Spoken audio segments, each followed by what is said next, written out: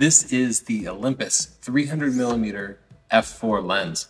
And if you are a Micro Four Thirds shooter, this is really the very best wildlife lens that you can buy. And in fact, paired with the Olympus bodies especially, it produced really good results. Focus tracking was good, image quality was good, but what really stood out to me was the amazing stabilization, which is hybrid stabilization, combining both the lens stabilization and the stabilization built into the sensor of a lot of recent Olympus bodies. And that sensor stabilization is actually so remarkable that I was able to hand hold a lot of video shots of things like small wildlife and get pretty amazing results. If you're a Micro Four Thirds shooter and you're looking for a good wildlife lens, this is it. This is the best you can do. It's expensive, but the results are excellent. Besides existing Micro Four Thirds shooters who want to get more serious about wildlife, there might be other people watching this video. Some might not have a camera yet, or they're willing to switch systems in order to get into wildlife. Some of you have heard that this particular lens provides a great combination for being so small and lightweight, especially for the results that it produces. I know a lot of people, maybe their arms or hands aren't that strong, or they plan to hike many miles and they want to be able to grab shots of little birds and chipmunks and deer as they go. So lightweight is really important to them. And I'll say, for the size and weight, it does a great job. It's kind of an unfulfilled niche in the Sony, Canon, Nikon lineups. Nobody really produces a good prime lens that is of this size. The best you can really do is to pick up kind of one of the super zoom lenses, like one of my favorite recommendations here, the Nikon 200 to 500 with the D500. And holding this up side by side, you can see that the Nikon lens is substantially bigger and maybe a little bit heavier, but there's a catch. While the Nikon lens is bigger, as is, say, the Sony 200 to 600, the Sigma 150 to 600, the Tamron 150 to 600, all of which we've tested, they're all bigger. They all produce substantially sharper results. So if you are willing to take on a little bit more size and maybe a little bit more weight, not only do you get sharper results, but you'll also get the ability to zoom. And that zoom can really be useful, especially for people starting out in wildlife photography. Honestly, most wildlife shots are taken at the long end of whatever lens you have, because wildlife, they don't want to get close to you. But especially when you're beginning, it can be very hard to find an animal in the frame at the equivalent of 600 millimeters full frame, which is 300 millimeters on a Micro Four Thirds camera. It can be really hard to line it up and find it. And a lot of people struggle with just that part. If you do have a zoom lens, you can zoom back to 200, find it, and then zoom in to get tighter, closer results. So for those of you who are thinking of switching into the Micro Four Thirds system specifically for that lens, I can't recommend that you do that. For me, I get better results with this D500 and the 200 to 500 for a lower price. I've also found substantially better results with the Sony a6400 and the Sony 200 to 600 lens with a 1.5 times crop factor that will get you to about an equivalent of 900 millimeters. So it's actually longer. It gives you the ability to zoom, and the body itself is smaller, the lens is a little bit heavier. This combination also provides better focusing. However, it does not match the Olympus image stabilization. Let's also address at least the early marketing by Olympus of the 300mm f4, which regularly compared it to the 600mm f4s that we get out of other systems such as Canon, Nikon, and Sony. And this is the one that we own. This is what we use here, the Nikon, for our serious wildlife photography. And you can see it's a beast. It's very heavy.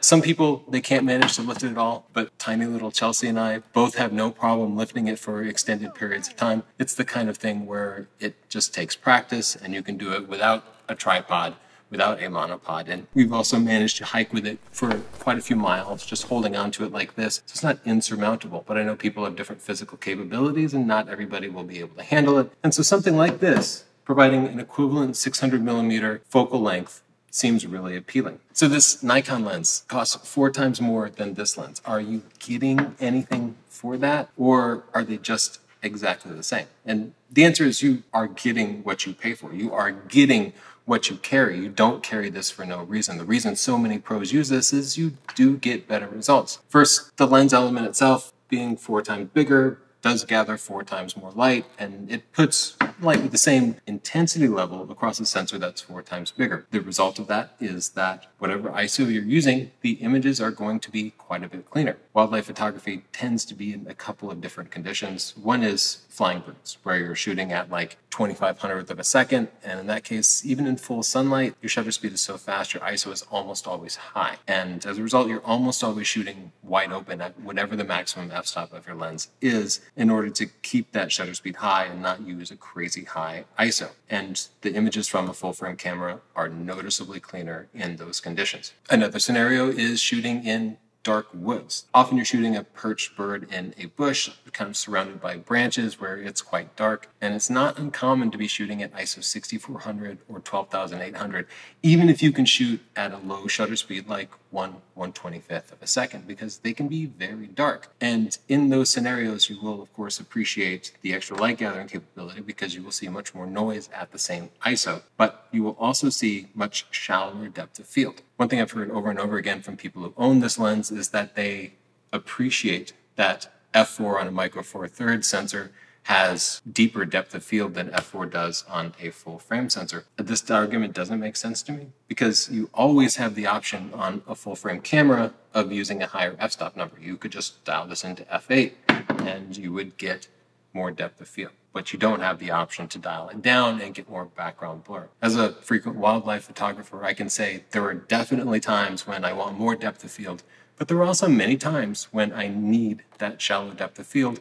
in order to separate my subject from a cluttered background, which frequently is shooting in dense foliage. Now, maybe you know your own style and you know that will never apply to you. That's okay. I'm not trying to push my style on you, but this is my experience as a wildlife photographer. There is something else too, and of course that's lens sharpness. Now, lens sharpness is more important to wildlife photography than just about any other field.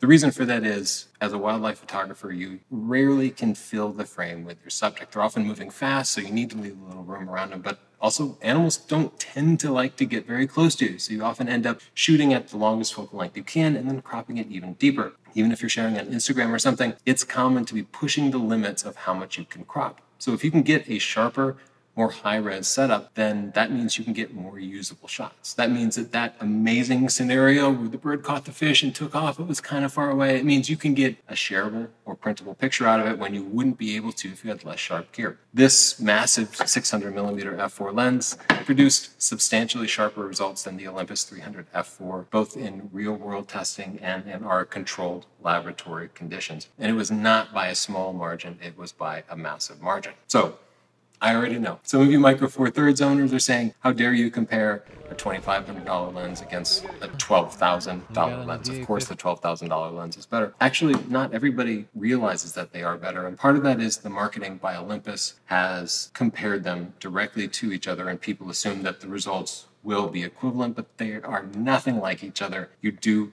get what you pay for in most situations. So of course this big heavy lens is sharper, but we also tested this much less expensive lens, which is about the same weight and just a little bit bigger. And this zoom lens was actually sharper than this prime here. And if you were to attach the Sony 200 to 600 to this A6400, again, we get sharper results with better, more accurate focusing. So what it comes down to is, if you are a Micro Four Thirds shooter, the 300mm f4 is an excellent lens. It's the best lens that you can do. I know some of you watching this review already own this, and you might feel defensive because I've compared it against other gear, and you appreciate some advantages to it, like the minimal weight. I am glad. You can continue to get excellent results with it. We got quite a bit of excellent results with it, both shooting stills and video. It does a good job. But for those of you who haven't bought something yet, I know you trust me to help you determine where you're going to spend thousands of dollars. And as a result, I take that responsibility very seriously. I cannot simply tell everybody that every piece of gear that comes our way is the best and a great value. And in my experience, in my real world testing, the 300mm f4 is not the best value out there for wildlife photographers. We have another video where I recommend lower end gear, and in summary, it basically comes down to either the Nikon D500 with the Nikon 200 or 500, or the Sony A6400 with the Sony 200 to 600, depending on whether you prefer to shoot with an optical viewfinder, like on the Nikon, or an electronic viewfinder on the Sony, and if you have the money for the Sony, which happens to be more expensive, but still not as expensive as a similar Olympus setup. I also want to make one more suggestion for those looking for something where small and light is a priority. The Sony 200 to 600 is indeed bigger and heavier than this 300mm f4, but this Sony a6400 has a 1.5 times crop. That means that you can use the Sony 100 to 400 zoom lens and get yourself out to 600mm, about the same equivalent focal length as this, with about the same equivalent aperture. And indeed, what I found in my testing is that the Sony a6400 with the 100 to 400 zoom was not as sharp as the 200 to 600 zoom at the full focal length, but it did produce comparable results to this Olympus 300mm f4. For more information about translating crop factor equivalence, the differences in the results that you get when you shoot with, say, a small Micro Four Thirds sensor versus a slightly larger APS-C sensor or a full frame sensor, check out our page and video about crop factor. Now, if you have real world experience with any of these, or you'd like to make your own recommendation about wildlife photography, I would love to hear polite comments down below. And I say polite because a lot of people get really passionate about their gear. I'm just trying to help people